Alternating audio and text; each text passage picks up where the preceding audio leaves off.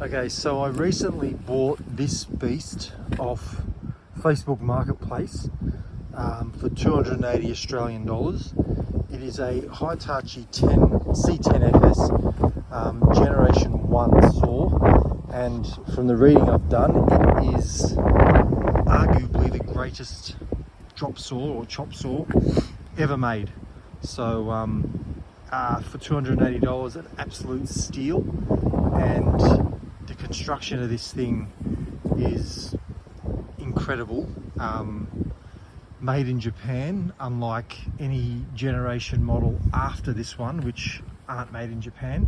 So this is the original and the best from all the reading I've done. I haven't actually used it yet because it's actually a bit big for my van, but today what I'm doing is I'm just setting it up to my drop saw stand. And to do that, I need my DeWalt stand clips, so it goes up that way, so it can clip onto my drop saw stand. So I've had to put that on to the clips because these DeWalt clips don't line up with the Hitachi base, the old Japanese base. I think this saw is circa mid-1990s. So yeah, it's pretty cool piece of kit. And yeah, these things just keep going and going. They're being made so well.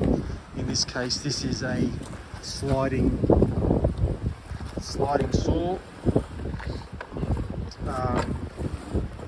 sliding compound. So yeah, it's got a bit more cutting capacity in terms of depth than just a normal compound saw. So yeah, anyway, just a lovely piece of kit to have, and it might in the future be a workshop saw, but at the moment I'm just going to set it up on these DeWalt stands so that I can bolt that to there, to the plywood, and then use it on my saw if ever I need to take it on site to cut bigger timber or whatever the case may be.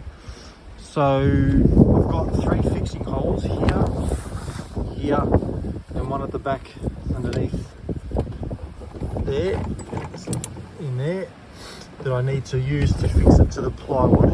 And then once that is bolted to the plywood, it just becomes one unit, and then I can just clip it to my saw stand like I would my normal everyday saw that I use now. So anyway, this is what I'm doing today. So now the saw will just sit straight on top of that, and then I'll bolt it through. That's pretty much ready to go. So pretty easy job, but it is today's job. It's pretty windy and cold, but it's nice to see a bit of sun for once too. So anyway, that's where I'm at, that's what I'm doing, and that's the saw that I'm going to try and use a bit more of, because I've heard a lot of good things, and I'm hoping that all the rave is true. So anyway, stay tuned. So the saw just sits on top like so, and with my pencil, it's always easier to have a round pencil, not a carpenter's pencil in this case, like this. Just drop in the marks in the 3 points, take the saw off, drill the holes and bolt it back together. So here's the finished result, ready to go straight on the drop saw stand. I didn't have any bolts thin enough gauge to go through these holes, so I just used some hex screws which come through the bottom a bit, but you can always grind those a bit flush. They're out of the way anyway, so anyway, it's all secure. The bolts aren't going to do much better of a job than what the screws do, so, and either way I can just unzip those and take the saw off the base anytime I need to in the future, for whatever reason that might be. But yeah, that's it, ready to go for the new old saw is ready to put on the stand and be deployed into use.